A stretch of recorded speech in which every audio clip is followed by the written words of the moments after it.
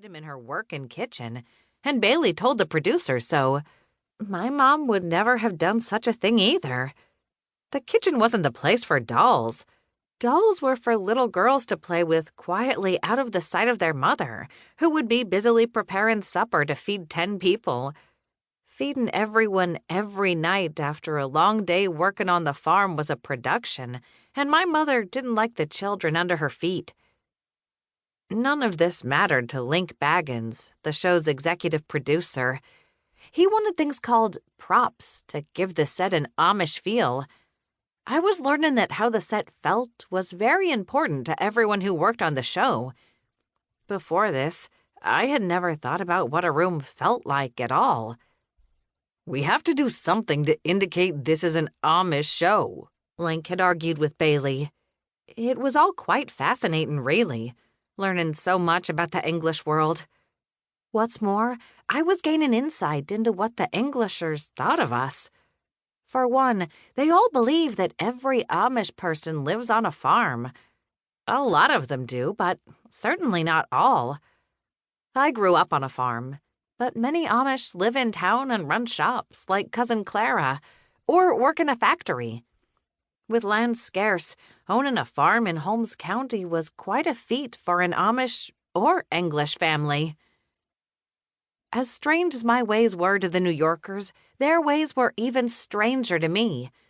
For a girl who had never set foot outside of Ohio, everything about this production was like a trip to another planet.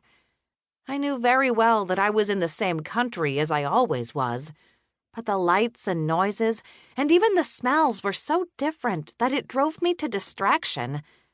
At home, the most noise you would hear was the moo of a cow that might have escaped from a neighboring farm.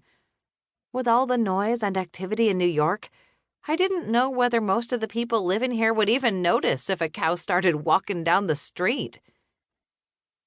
The set was only half of the room that I was in. The other half was where most of the people were. It had a concrete floor, metal fixtures, and uncomfortable folding chairs that didn't invite you to sit at all. 3 cameras were pointed at Bailey. One was on a track and moved every few minutes. 2 other smaller cameras were placed on tripods. Teven, the cameraman, blew his uneven bangs out of his eyes every few seconds, and the light brown strands dangled in the air for a moment, like pieces of thread. It made me wonder why he would grow his hair that way when it so obviously annoyed him. I'm sure it was for fashion reasons, something that my Amish sensibilities couldn't quite grasp. I was raised to appreciate practical and plain dress. Link clapped his large hands together, and they made a thwack, thwack, thwack echo off the mock walls of the set. His clapping jarred Bailey out of her stupor, and she carefully picked up the piece of chocolate she'd placed on the parchment. "That was marvelous. You got it just right on the first take, Bailey. You are a natural. We aren't going to need the entire 6 weeks to film if things go so famously well." Bailey blushed, and her bright blue eyes, so like her grandmother's, my cousin Clara's, sparkled.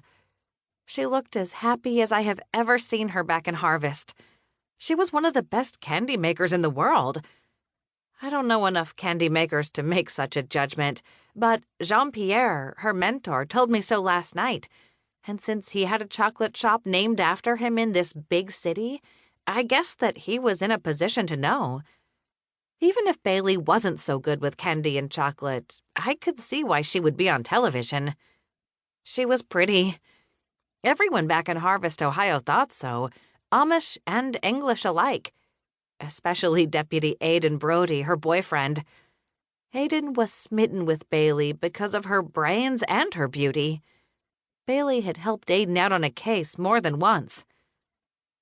She brushed her wavy brown hair over her shoulder, and her bright blue eyes were thoughtful. As she moved her hair, she sent her long earrings swinging back and forth. She wore a different pair of long dangly earrings almost every day.